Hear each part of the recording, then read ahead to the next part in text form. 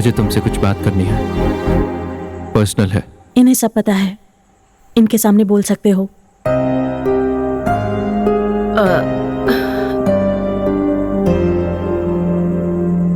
Great, सो बोलो। मैं क्या बोलूं? क्या बोलूं? मुझे जवाब चाहिए। क्या डिसाइड किया है? और 2 दिन में हमारी शादी है। अरे यहां चल क्या रहा है? मेहंदी लगा रही हो, साड़ियां ले रही हो, मंगलसूत्र खरीद रही हो। तुम विजयवाड़ा क्यों आई फिर? Are you out of your mind? तुम्हें ये शादी नहीं करनी ना, राइट? तुमने ऑलरेडी डिसाइड कर लिया है ना? आनंद। क्या आनंद? तुम क्या कर रही हो तुम्हें अंदाजा नहीं है ना? हमारी दोनों की फैमिलीज इस शादी को लेकर कितना खुश हैं ये देख रही हो ना?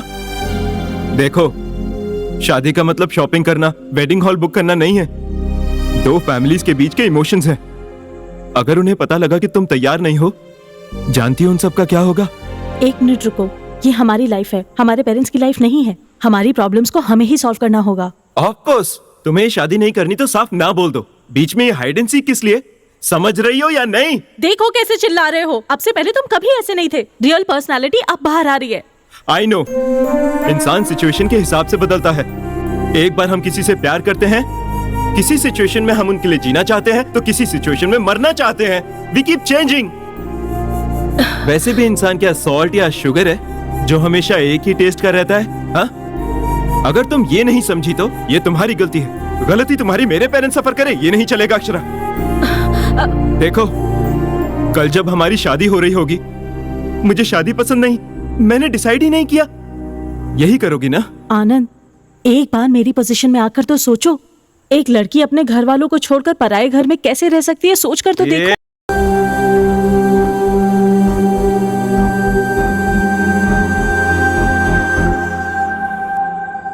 अक्षरा,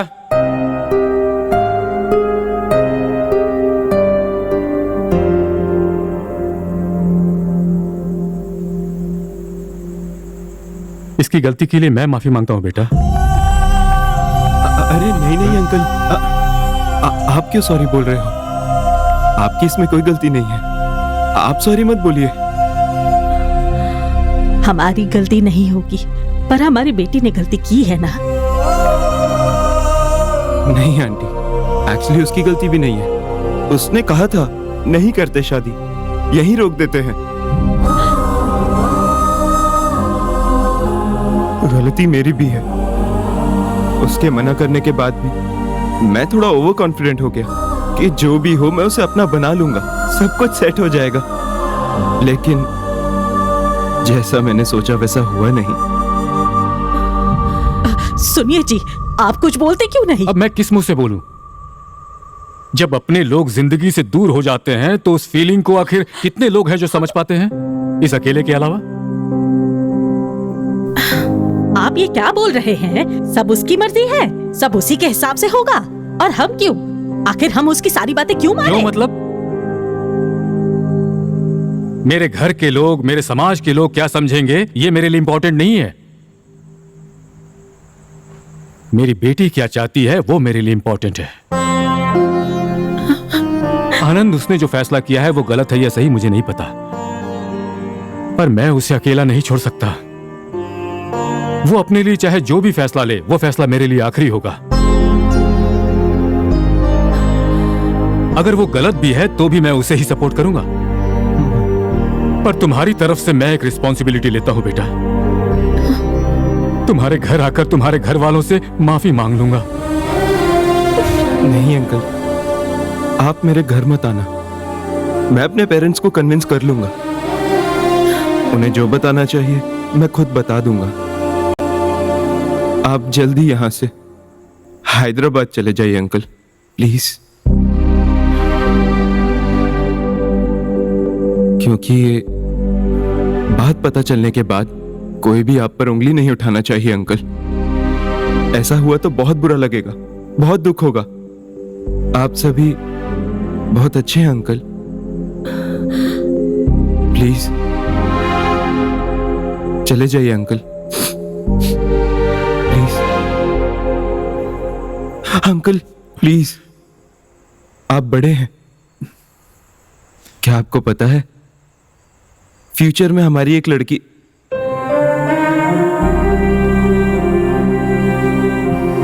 फ्यूचर में अगर मुझे बेटी पैदा हुई और वो भी ऐसा ही डिसीजन लेती, यकीन मानिए अंकल, मैं उसे ही सपोर्ट करता। आपने सही कहा, शादी से ज्यादा जिंदगी इंपॉर्टेंट है। पर एक रिक्वेस्ट है अंकल, मेरे यहां से जाने के बाद अक्षरा को कुछ मत कहना, प्लीज अंकल।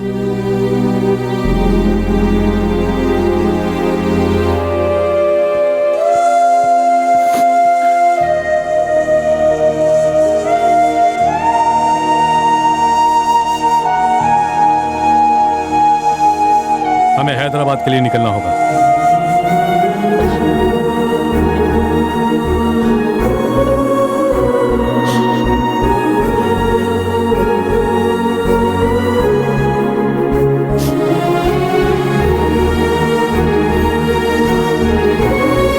ईशा मुझसे कहानियां सुनता था।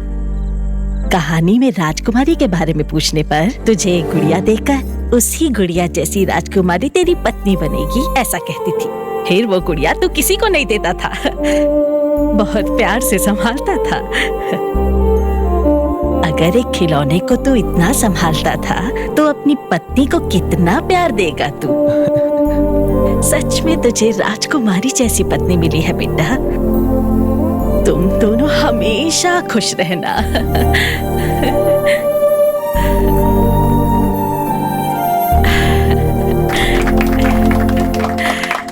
दादी की बातें बहुत स्वीट और टचिंग थी। दीदी, दूल्हे के बारे में सबने कुछ कहा, आप भी उसके लिए कुछ बोलिए ना। बोलिए ना दीदी। शादी के बाद अक्षरा ने अगर कुछ बोलने नहीं दिया तो वैसे भी हैदराबादी बिरयानी खा के बड़ी हुई है लड़की। बोलिए ना दीदी।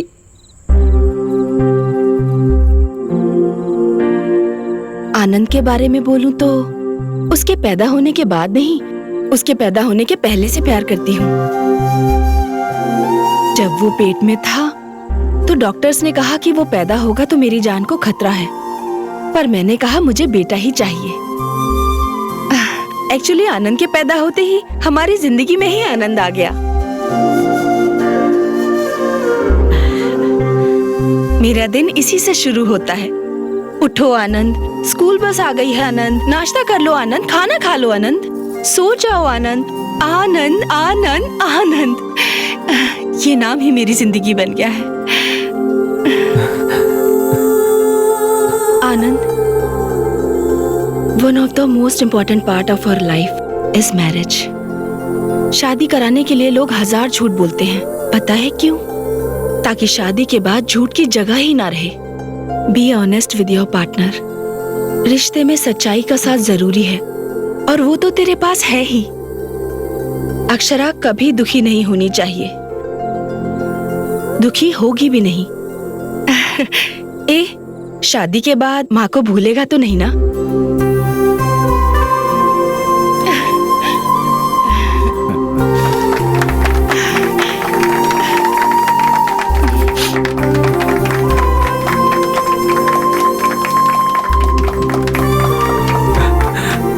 I love you guys.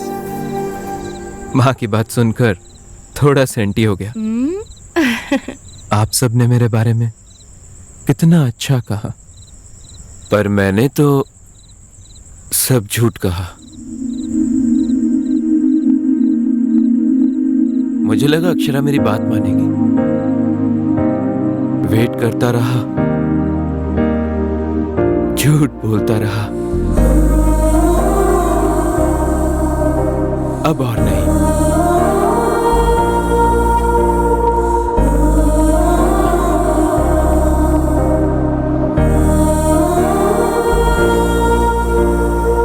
ये शादी नहीं होगी।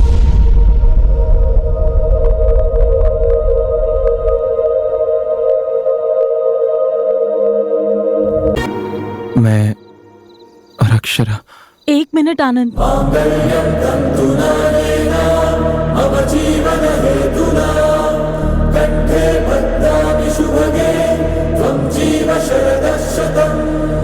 अक्षरा, तुम क्यों आई हो? 1 मिनट में बात कर सकती हूँ क्या? मेरी बात मानो, यहाँ से चली जाओ। बस 1 मिनट आनंद।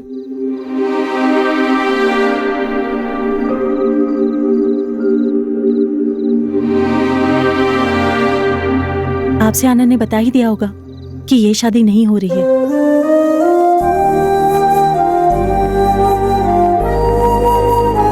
हमारे हैदराबाद निकलने से पहले आप सभी से बात करनी थी मुझे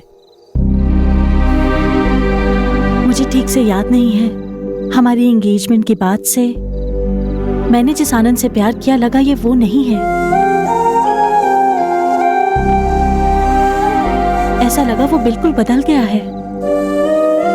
मुझे एक स्टेज पर बहुत डर लगने लगा। कल शादी के बाद ये और ज्यादा बदल गया तो मेरा क्या होगा, मैं सोचने लगी। इसीलिए इस शादी से विड्रॉ करना चाहती थी। गलती हो गई,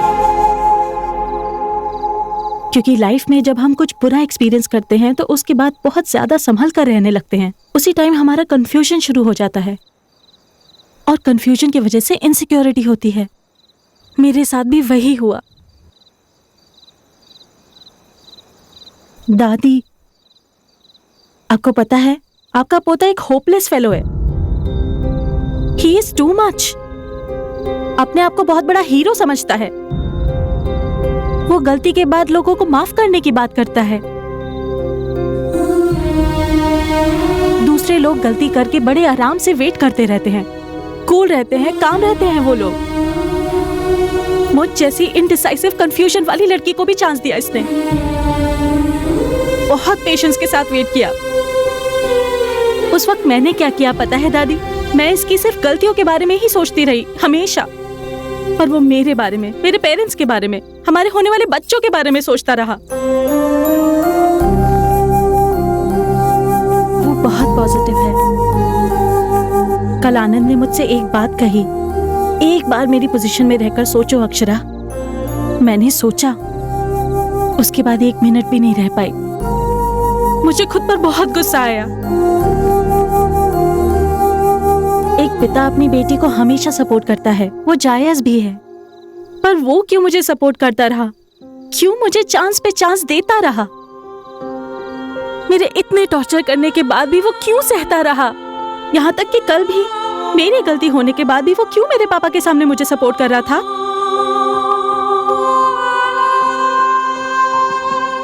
इतना अच्छा लड़का मुझे दोबारा कैसे मिलेगा?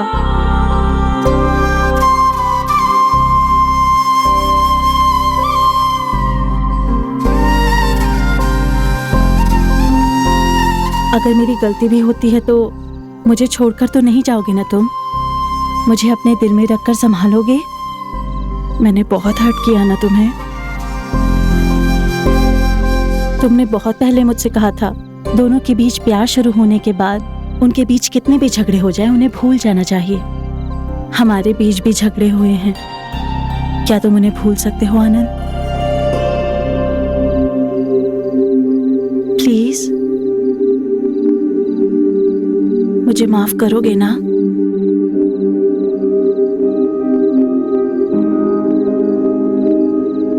मैं तुम्हारी जितनी बड़ी राइटर तो नहीं हूं, पर मुझे जो ठीक लगेगा वो मैं बोलूंगी। चिड़ियों के चहकने से आवाजें जरूर आ सकती हैं, पर हमारे बीच का ये सन्नाटा संगीत है। मैं बात हो सकती हूँ आनंद, पर तुम एक सुंदर सा गीत हो। मैं एक सपना हो सकती हूँ, पर तुम आंखों के सामने दिखाई देने वाला सच हो। सही कहा था, मैं अटकी हुई टेप रिकॉर्डर ही हूँ। हमेशा I love you, I love you, I love you ही बोलती रहूंगी। Will you marry me, Anand?